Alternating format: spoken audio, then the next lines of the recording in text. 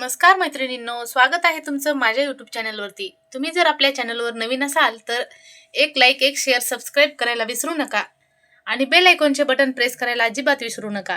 तर आज आहे मार्गशीर्ष महिन्यातील पहिला गुरुवार. तर पहिल्या गुरुवारची पूजा मी अशा पद्धतीने इकडे विधीपूर्वक केलेली आहे, तर तुम्ही इकडे पाहू शकतात. तर सांगायचं म्हणजे तर गुरुवारची कहाणी मी तुम्हाला व्हिडिओच्या माध्यमातून श्रवण करायला मिळणार आहे. कुठेही व्हिडिओ स्किप करू नका. तर जर तुम्ही आपल्या चॅनलवर नवीन असाल तर एक लाईक, शेअर, सबस्क्राईब करून घ्या, जेणेकरून मी अपलोड केलेले व्हिडिओ तुमच्यापर्यंत सर्वात आधी नोटिफिकेशन येऊन पडेल. व्हिडिओ कुठेही स्किप करू नका. व्हिडिओ खरंच खूप जबरदस्त आणि मस्त झालेला आहे. तर तुम्ही इकडे बघू शकतात अशा पद्धतीने छान अशी मी पूजा करून घेतलेली आहे. आता तुम्ही कहाणी करणार आहे मी, तर ती तुम्ही व्यवस्थित ऐका आणि कॉमेंटमध्ये श्री महालक्ष्मी असं लिहायला अजिबात विसरू नका. तर श्री महालक्ष्मीची कहाणी मी तुमच्यासमोर सादर करत आहे. तर मी या ठिकाणी तुमच्यासमोर श्री महालक्ष्मी देवीची कहाणी सादर करीत आहे. श्री महालक्ष्मी देवीची कहाणी. श्री गणेशाय नमः. श्री महालक्ष्मी देवे नमः. ओम श्री क्लम ओम धनद धनद धन धन देहि माम. ओम धनदाय नमस्तुभ्यं निधि पद्माधिपाय च भवन्तु त्वत्प्रसादात्मे धनधन्यादी संपदा. मन लावून ऐकावी, ध्यानात ठेवावी. श्री लक्ष्मी देवीची कहाणी. द्वापार युगातली अधिष्ठात्री, सौराष्ट्र देशाची मोहिनी. श्री महालक्ष्मी देवी. आटपाट नगर होतं. नगराचा राजा एक होता. त्याचे नाव होते भद्रश्रवा. तो दयाळू होता, शूर व प्रजादक्ष होता. देवा ब्राह्मणांना, साधू संतांना सुखवित होता, आनंद देत होता. राजाच्या राणीचं नाव होतं सूरजचंद्रिका. नाव चांगलं, पण स्वभाव मात्र अहंकार, गर्विष्ठ असा होता. मागील जन्मी ती एका वैश्याची पत्नी होती. तिचं नवऱ्याचं भांडण झाले, वैतागली, रानात गेली, घराबाहेर पडली. चालत होती अनवाणी रानातून. तिथं तिला दिसल्या सुवासिनी. काय करीत होत्या? लक्ष्मीचं व्रत करत होता. ते तिनं पाहिलं. त्यांच्याबरोबर तिनंही व्रत केलं. दुःख विसरली, दारिद्र्य गेलं, परिस्थिती सुधारली. देवीची भक्ती फळाला आली. कालांतरानं ती मरण पावली. पुढे तिला पुनर्जन्म झाला. स्त्रीचा जन्म पुन्हा मिळाला. पण भाग्य उजळलं. भद्रश्रवा राजाशी तिचा विवाह संपन्न झाला. ऐश्वर्यात लोळू लागली, गर्वानं फुगली, गरिबांना विसरली, तोऱ्या ताठ्यानं फुगली, दासदासीवर खेकसू लागली, ओरडू लागली. एकदा काय झालं, देवीच्या मनातही आलं राणीला भेटावं. मागच्या जन्माची आठवण आहे का, ती आठवण करून द्यावी. ती ओळखते की नाही हे बघावं. राणी राजवाड्यात सुखाने राहत होती. राजाही तिचे चांगलेच कौतुक करत असे, तिचे लाड पुरवित असे. त्या दोघांना 7 पुत्र आणि 1 कन्या झाली. कन्येचं नाव होतं शांभाला. एके दिवशी काय झालं, देवीनं म्हातारीचं सोंग घेतलं. फाटकं वस्त्र नेसली, माथी मळवट फासला, हाती काठी घेतली आणि टेकीत निघाली. राणीला भेटायला आली आणि तिने आरोळी दिली. आहे का कोणी घरी? घालील का कोणी घास? देईल का कोणी पाणी? दाशी बाहेर आली. म्हातारी दारात दिसली. तिने विचारलं, कोण ग तू? कुठून आलीस? काय काम आहे? काय नाव आहे तुझं? गाव कोणतं? तुला हवं काय आहे? मधून खोकलाही येत होता, आवाजही व्यवस्थित येत नव्हता. म्हातारी सांगू लागली, माझं नाव कमलाबाई, द्वारकेहून आले, राणीला भेटायचे. कुठे आहे ग या राजाची राणी? दाशी म्हणाली, राणीसाहेब महालात आहेत, सख्यांशी गप्पा मारत आहेत. त्यांना सांगितलं तर त्या मलाच रागवतील. तुला त्या कशा भेटणार? काय तुझा हा अवतार? तुला पाहून ओरडतील, मलाच वाईट वाटते, उनदुन बोलतील, त्यांच्या सख्याही तुला हसतील. तू जरा आडोशाला बैस, मैत्रिणी गेल्या की सांगते मी त्यांना. म्हातारीला रागावली, मनोमन संतापली. तुझी राणी पैशाला भाळली, माणुसकी विसरली आहे. दारिद्र्य मेली, आज झाली राणी, पण तीही माझ्यामुळेच. आणि देवीला विसरते काय? मीच तिला व्रत सांगितलेलं, तिनं ते केलं. आता राणीपदावर बसली. देवीची आठवणही नाही राहिली तिला. गर्व झालाय संपत्तीचा, पैशाची धुंदी आली. गोरगरिबांना कशाला विचारेन ती? गोरगरिबांची पर्वा कशाला करेन ती? थोरा मोठ्यांच्या मुली, मैत्रिणी, म्हातारी गरीब भिकारीन, तिला कोण विचारते? याचं फळ तिला भोगावंच लागणार. तेव्हाच तिचे डोळे उघडतील. जाते मी परत. दासी घाबरली. तिनं म्हातारीला पाणी दिलं, हात जोडून म्हणाली, ते व्रत मला सांगाल, मी नेमानं करीन. उतणार नाही, मातणार नाही, घेतला वसा टाकणार नाही, दिलेला शब्द मोडणार नाही. त्या दासीला व्रताचा वसा सांगितला. म्हातारी उठली, काठी टेकीत तिथून निघाली. तोच माडीवरून राणीची कन्या म्हणजे शांबाला धावत आली. ती कळवळून म्हणाली, आजी रागवू नका, माझी आई चुकली. तिच्या वतीने मी तुमची क्षमा मागते. कृपा करा, दिलेला शाप मागे घ्या. तर दिलेला शाप मागे घ्या म्हटल्यावर मुलगी पाया पडते. मी पाया पडते तुमच्या. म्हातारीला आली मुलीची दया. मुलीची क्षणभर होती कोमल काया. ती त्या मुलीकडे डोळे भरून पाहत राहिली आणि तिला लक्ष्मीव्रताचा वसा सांगितला. निरोप घेऊन निघणार तोच राणी माडीवरून लगबगीने खाली आली. दाराशी येते तर दिसली म्हातारी. राणी ओरडली, ए थेरडे, कशाला आलीस ग? जा इथून. लाज वाटत नाही का तुला? उठ म्हणते ना, जातेस की नाही? दुसरी घरं नव्हती का तुला? म्हातारीने संतापाने घराघरा डोळे फिरवले. कपाळावर आट्या पसरल्या. ती तडक घराबाहेर पडली. दाशीनं लक्ष्मीव्रत केलं. तिची स्थिती सुधारली. दाशी पण गेली सोडून. संसार सुखाचा झाला. पुढं मार्गशीर्ष महिना आला. पहिल्याच गुरुवारी शांबालेनं लक्ष्मीव्रतास सुरुवात केली. सगळं नेमधर्म पाळून तिने 4 गुरुवार हे व्रत केलं. शेवटच्या गुरुवारी यथासांग पद्धतीने उद्यापन केलं. उद्यापन झालं. सिद्धेश्वर राजाच्या मालधर पुत्राशी शांबालेचा विवाह झाला. राजवैभवातील शांबालेला राजवैभव मिळालं. हा होता लक्ष्मीव्रताचा प्रभाव. सुखासमाधानानं संसार चालू होता. भद्रशवा व सुरचंद्रिका राणीचे मात्र भाग्य फिरले. शत्रूने राज्यावर चाल केली. भद्रशवाचं राज्य लुबाडलं. सुरचंद्रिकेने राणीपद गेलं.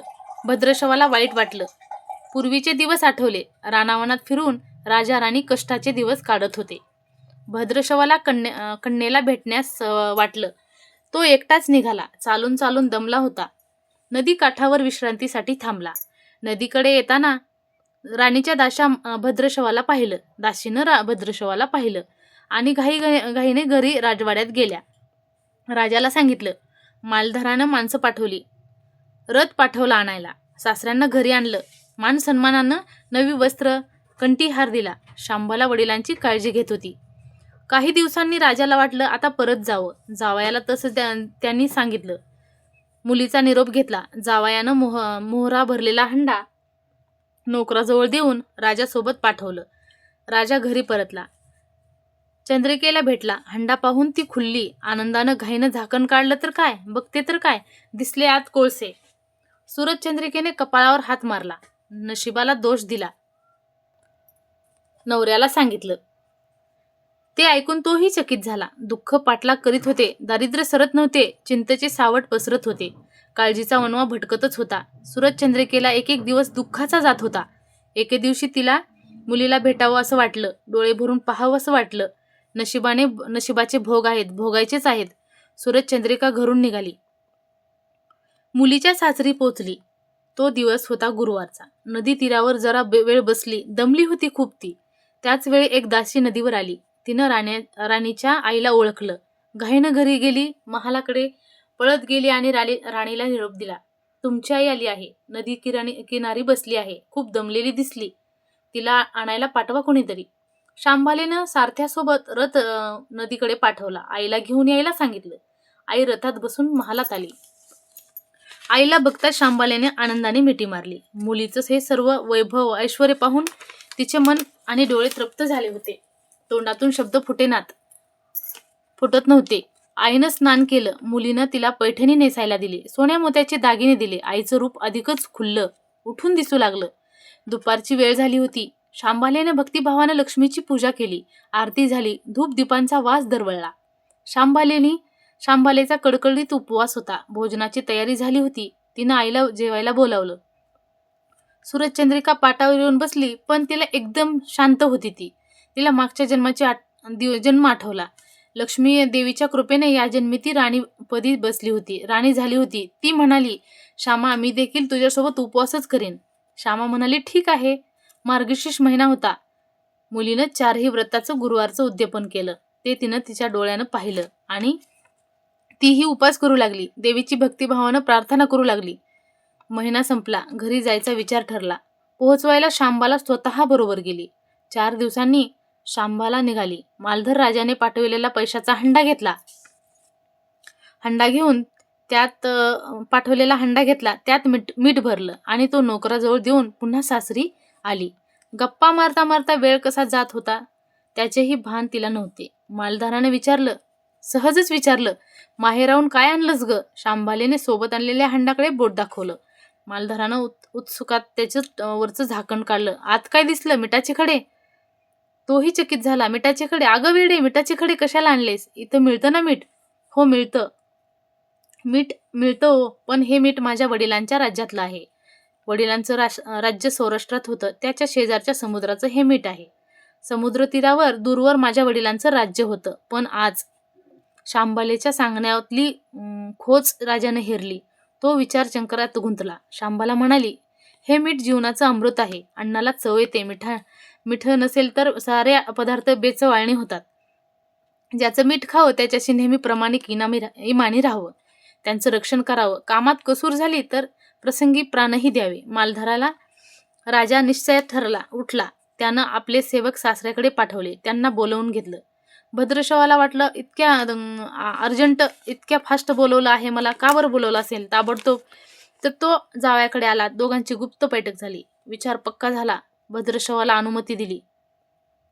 मालधाराने मुख्य सेनापतीला तात्काळ भेटण्यास बोलवलं. सेनापती आले. त्यांनी मालधाराला वंदन केले. आज्ञा केली. महाराज, ते म्हणाले, भद्रशवाचं राज्य जिंकलेल्या शत्रूवर ताबडतोब स्वारी करा. प्रत्येक सैनिकाच्या हातात हंड्यातील मिठाचा एक एक खडा द्या आणि शपथ घेऊन प्रत्येकाला झुंजायला सांगा. राजाची आज्ञा झाली.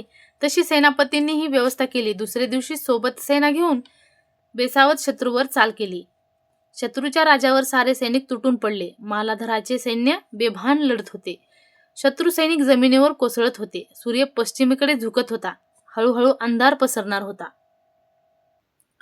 शेवटी मालधाराच्या सैन्यानं शत्रूचा पुरा फरशा पाडला होता. अपूर्व विजय मिळवला.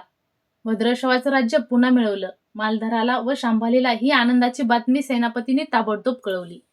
सैनिकांनी शत्रू राज्यातील खजिना लुटला. अफाट संपत्ती मिळाली. ती पोत्यात भरून मालधाराकडे आणली. त्यात सोन्याच्या मोहरा, बारीक सारीक नाणी आणि कित्येक शस्त्रांचा साठाही होता. मालधाराने भद्रशवास सूरजचंद्रिका राणीस घेऊन यायला सांगितलं. ती आल्यानंतर घरात आनंदाला उधाण आलं होतं. तो होता गुरुवारचा दिवस. शांबालेने लक्ष्मी व्रताची पूजा केली. आरती झाली. धूप दीपांचा सुगंध दरवळत होता. तिनं व तिच्या आईनं उपवास केला. रात्री देवीची आरती झाली. देवीला नैवेद्य दाखवून सर्वांनी पक्वान्नाचे जेवण केले. मार्गशीर्ष महिन्यातला हा होता शेवटचा गुरुवार. लक्ष्मी व्रताचा शेवटचा दिवस. मंगल मुहूर्ताचा दिवस.